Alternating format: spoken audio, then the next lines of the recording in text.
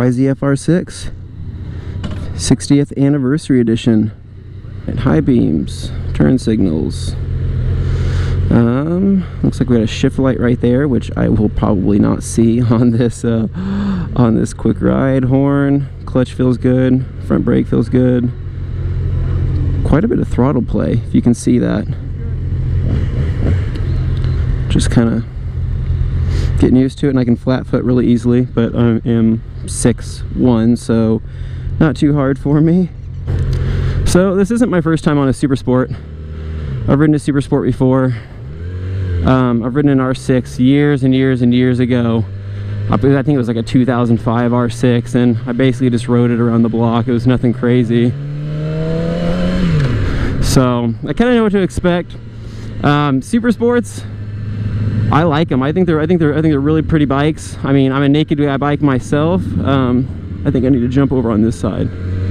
This guy in front of me, right? This is it a girl? I'm not really sure. Is all the staggered formation's all fucked up already. Fuck, I am definitely in the back. This guy, I got the Nazi behind me. Good.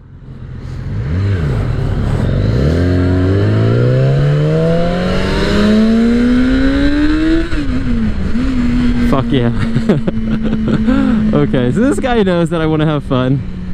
They just gave us the rundown on the ride, you know what I mean? We basically can't pull any shit at all whatsoever.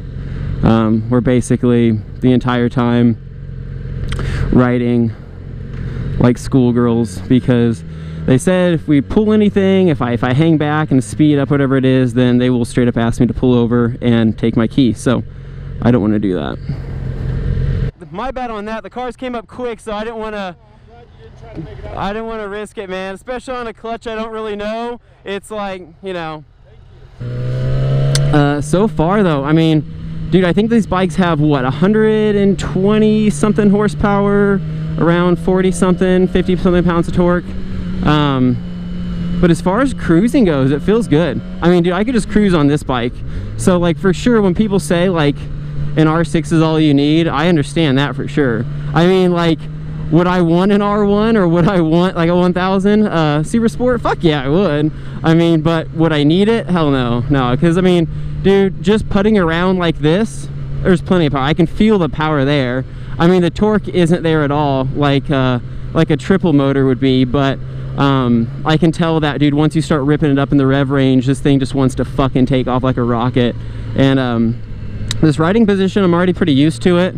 Definitely a little bit of weight on the wrists, but that's pretty normal. My feet actually have a lot of weight on the pegs, and my back isn't terribly uncomfortable, but I don't know if I could ride this all day long like I can on the speed. I think these tires are pretty flat spotted already, right in the middle. So as far as going in the corners, I can feel that ridge. I'm trying to be good on these bikes because like I still have 2 more to test ride, and I don't want to fucking, yeah, I don't want them to fucking yell at me yet. As much as I would like to just fucking rip on it, I got this dude right behind me, so oh well. But this guy, man, he's on it. This guy in front of me is on an FC09. He is literally riding it like he's creating a shit ton of space. You can catch up a little further than that, man. But what's funny though, dude, is like right now I think I'm in second gear, what, 5,000 6,000 RPMs. Crazy how these things rev up to 16 grand. The speed triple only revs up to what, I think 10. You can take it to 11, but it feels like a true rev range, whereas this, it's deceiving. It sounds like the engine's really, really working when really, dude, it's just chilling. I mean, working would probably be in the 12 to 16 grand range, but yeah, pretty crazy. As far as Super Sports though, I mean, a Super Sport I would own. I mean, that's like the big question for me, man, because I'm not really partial to any major brand. I mean, obviously I love Triumphs, dude. Triumphs are sick. I would love to have a Daytona 675. However, dude, I see there's I mean, there's positives to every major brand. I mean, dude, CBRs, I fucking love CBRs. You know, I love R6s, I love R1s. There isn't really a super sport I don't like, dude. Kawasaki's, man, I fucking love the ZX-10R.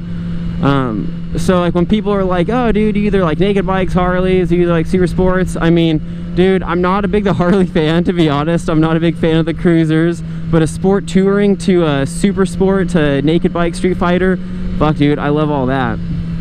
So I'm hoping these guys get on it. Please get on it. This thing in first gear right now. Feels pretty good through the turn.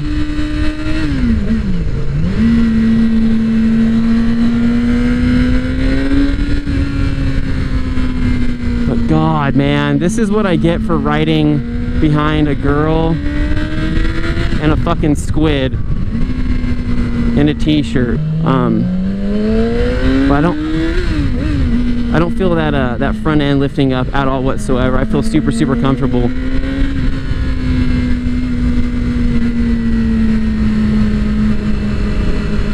But fuck, dude, I can feel so much heat hitting my heels. It's insane. It's insane the amount of heat that's hitting my heels right now. Sitting behind fucking Deadpool over here. I like the shirt, man, but you fucking royally suck at riding.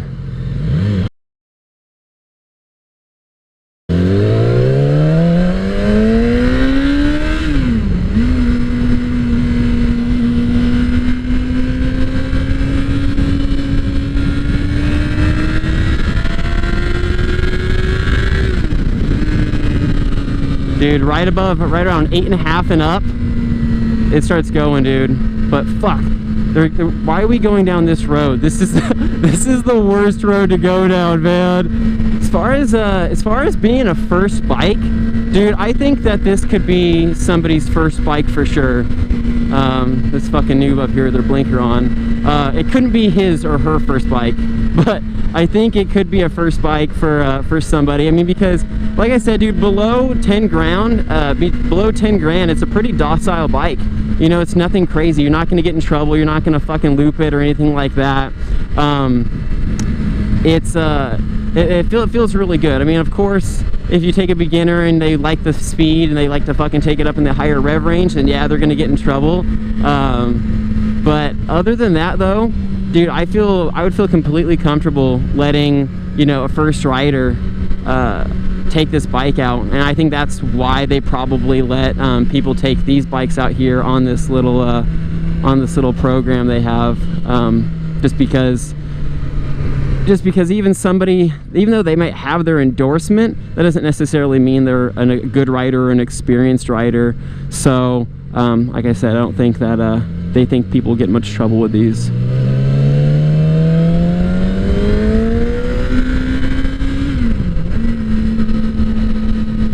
I think that's a dude in front of me, but he's riding like a girl. That sound though, you guys probably can't hear it, but it does sound good, dude. I love that inline four, just that wind up that like shit's about to get fucking real. But it's just funny that I can just leave this thing in first gear, and yeah, I probably wouldn't leave it in first gear and ride around in it and through town if I had this bike, but you can totally do that up until 40 miles an hour and be below 8 grand.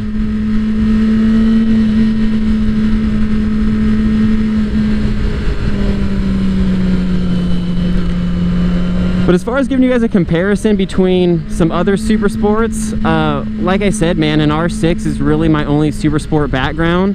So, I mean, like a CBR 600 or like a ZX-6R, I would have to give you give those a test ride to kind of give you guys a true comparison. But me just coming from a super sport noob in general, yeah, dude, I love them. And I think the biggest thing about the biggest thing about having a super sport is I don't think that I would be as confident in the corners as I am on a naked bike. Whereas this, going into a corner forward, I think it would be badass, but I think that I would have to really take it easy from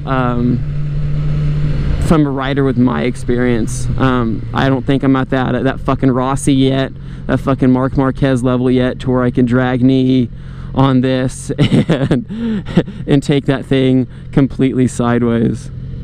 So we're heading back to the fairground now, and I can't call this video a review. I can't call it, you know, it really would be like a first ride, because, dude, a review is something I would want from somebody after riding a bike for 3,000 miles or so, or, you know, putting a lot of seat time on it. This is just my general impressions, and from my general impressions, dude, I think it's a good feeling bike. It feels sturdy. It feels really, really solid. I mean, they've had this model or this styling now for a while, and I don't think there's been any major changes to the engine or the body for the most part in a couple of years. So obviously they're doing something right, and people keep buying the bikes. So I like it. Would I own one? Fuck yeah, I would own one. I mean, I wouldn't want to own a brand new one. I would want probably something a few years old for several $1,000s cheaper, because essentially you're getting the same bike as something a couple years older, with probably lower insurance, lower payments, and all that jazz. But otherwise, overall, sick bike. I'd recommend it for a beginner.